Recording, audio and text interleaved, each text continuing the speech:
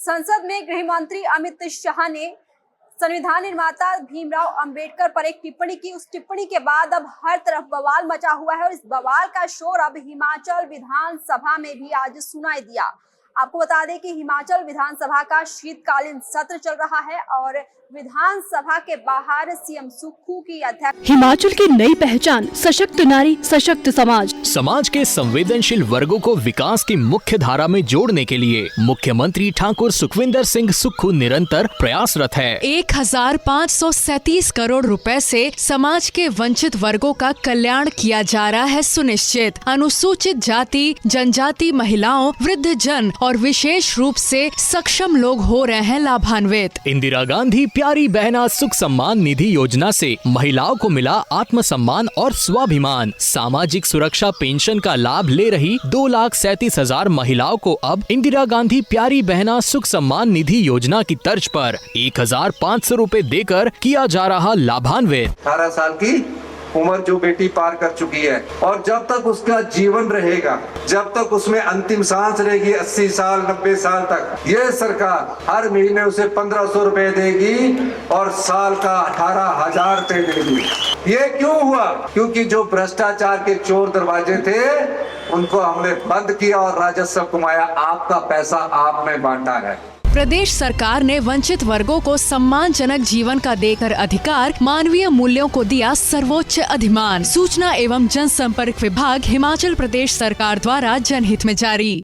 में तमाम कांग्रेस नेताओं ने आज धरना प्रदर्शन किया है। सीएम सुक्खू का कहना है कि संविधान निर्माता का अपमान सहन नहीं करेंगे। आपको बता दें कि इस प्रदर्शन में सभी कांग्रेस नेता मौजूद रहे हैं और डिप्टी सीएम मुकेश अग्निहोत्री भी शामिल रहे हैं।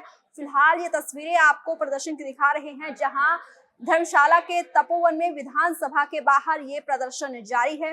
हिमाचल कांग्रेस के विधायकों ने आज धर्मशाला के तपोवन में विधानसभा के बाहर ये धरना दिया है और इसमें मुख्यमंत्री सुखविंदर सिंह सुक्खू, डिप्टी सीएम मुकेश अग्निहोत्री समेत कांग्रेस के सभी विधायक शामिल रहे हैं। कांग्रेस ने बीजेपी पर बाबा साहेब भीमराव अंबेडकर के अपमान का आरोप लगाया है और देश के गृह मंत्री अमित शाह की टिप्पणी के खिलाफ नारेबाजी की है। कांग्रेस ने आरोप लगाया है कि बीजेपी ने भीमराव अंबेडकर की तस्वीरों को हटाकर उनकी जगह अमेरिकी उद्योगपति जॉर्ज सोरोस के चित्र का इस्तेमाल किया है। ये संविधान निर्माता का अपमान और उपहास है।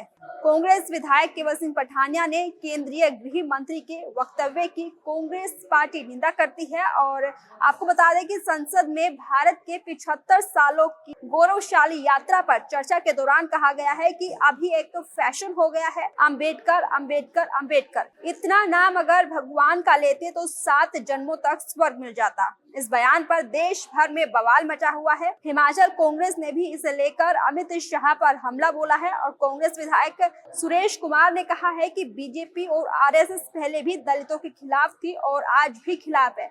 इस प्रदर्शन के दौरान सीएम सुक्खू ने क्या कुछ कहा है वो आपको सुनवाते हैं। जो चुनकर विधायक आए हैं वो इस बात के लिए धरने पर बैठे हैं कि जब देश आज़ाद हो रहा था, गुलामी की जंजीरों को तोड़कर जब देश को आज़ाद करने लगे थे, उससे पहले इस देश में कोई संविधान नहीं और संविधान की जिम्मेवारी एक ऐसे बुद्धिजीवी, एक ऐसे पढ़े लिखे दलित जाति से संबंधित बाबा साहब अम्बेडकर जी को दी।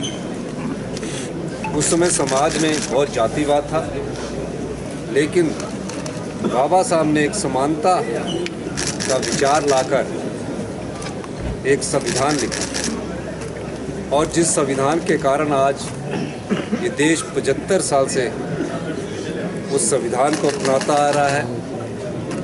आज देश तरक्की की राह पर पहुंच रहा है और इस लोकतंत्र की स्थापना जो उनकी सोच से निकली थी, वो लोकतंत्र आज मजबूती से इस देश की जड़ों में समाया हुआ। उसी के साथ हमारा दूसरा देश भी आज़ाद हुआ, वहाँ लोकतंत्र नाम की कोई चीज़ नहीं रही। लेकिन बाबा साहब जानते थे कि विभिन्न जातियों, विभिन्न धर्मों, विभिन्न वेशभूषाओं वाले इस देश में एक ऐसे संविधान का निर्माण किया जाए जहाँ सब आपसी भाईचारे से रहे, प्यार से रहे, मोहब्बत से रहे और किसी के मन में वैर ना आए।